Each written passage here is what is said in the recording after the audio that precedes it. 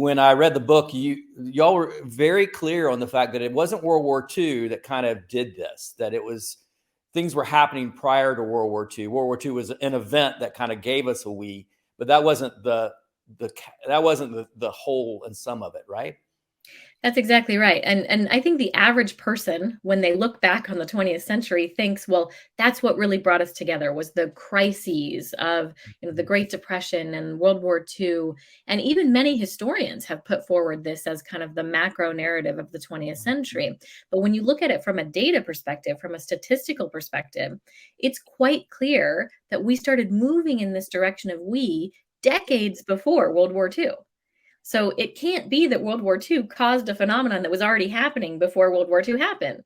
And we do see an acceleration. The curve gets, climbs higher toward we faster in the wake of the World War, the war effort, right?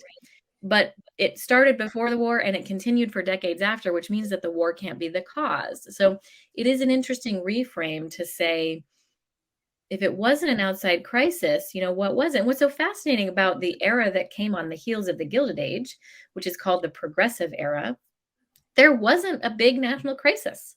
There was no one thing that we could point to that said that was the shock that shook us all up and started moving us in the direction. On the contrary, it seems quite clear from the history of that period that it was just a choice. It was individual citizens looking around and saying, I've had enough of this unsavory situation that we've created. I'm going to exercise my agency as a democratic citizen to change things.